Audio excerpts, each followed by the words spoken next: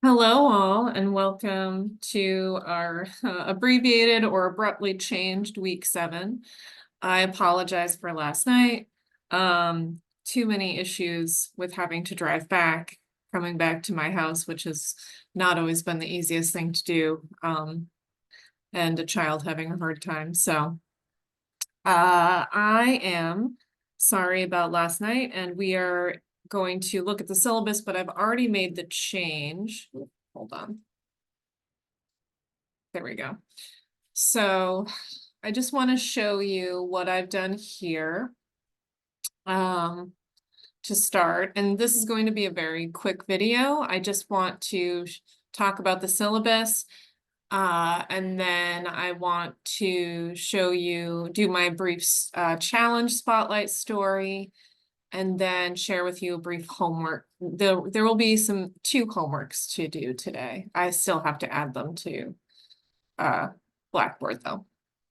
So just looking at here, so if you are in field 2 and 3, the learning opportunity number 1 and 1 with assessment is due on Friday. If for some reason that's going to be very difficult, which I do understand, the critical deadline that you need to pay attention to is this one. So if for some reason you can't get this done on time, that's okay. Let me know and you can have until the critical deadline. Then spring break next week. And then you'll see I removed this. I'm finding that you all have enough to do without my additional handouts that I don't create in time anyways. So I'm going to kind of remove those for now. I am going to create my own pyramid model module for week 10. So just be aware of that. But after the break, we're going to be really closer and closer to wrapping up. I'm going to be observing you all in week 12.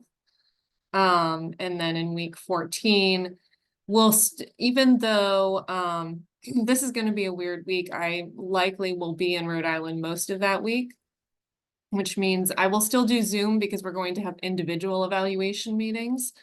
But then again, we'll be back on the listing campus. So yeah, just pay attention to those things.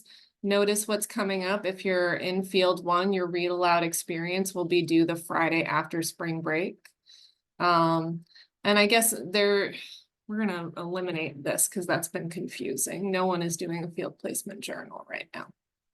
So that's just an update on what's going on via the syllabus. Let's get back to this. That was our icebreaker.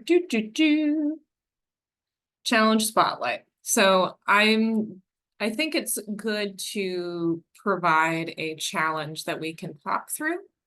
I'm going to give you the information, and one of your homework assignments will be, do you have any strategies that you would use to support the student?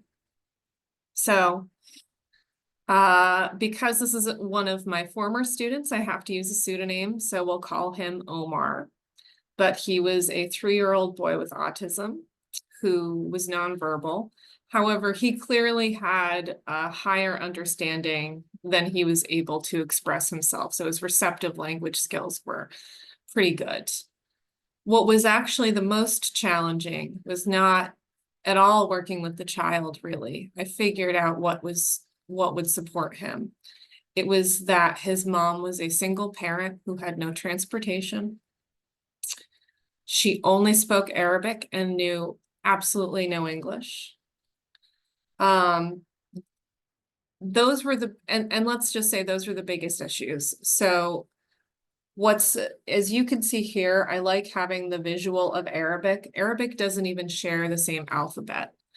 So, I know back when I was in Providence, if I was struggling with thinking about how to communicate and I had no Spanish speakers around me, I would usually fall on Google Translate and try my best.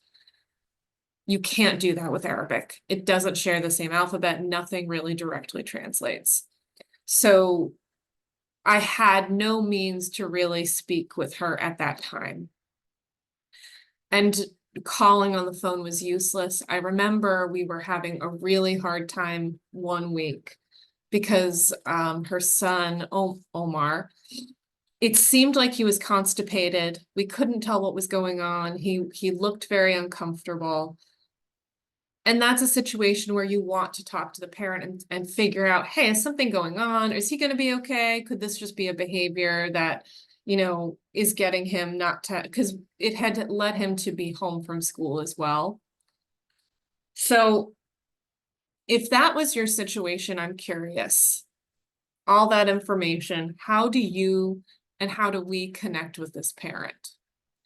And I'm going to put that to you. I'm not going to tell you. I will say that a lot of this was all early on in my career. But I didn't have the resources that I wished I had.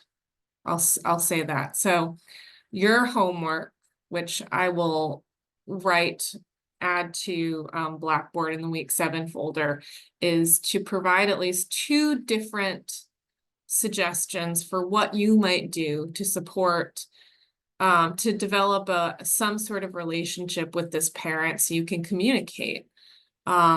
It's super important when you have a nonverbal child because that's not a child who can tell their parent how their day was. So we got to figure it out. So that will be one of your homework. Ignore this. So you'll see, and we're not going to watch these right now because you can do this on your own. I have 2 videos here, and then I added another one onto Blackboard. So hold on, I'll show you. Here. Here you can see I have 3 videos. One is the first video with the cartoon on what Reggio Emilia is. This is a different video because I am pretty certain that I've used this Reggio Emilia video before in my 2100 class.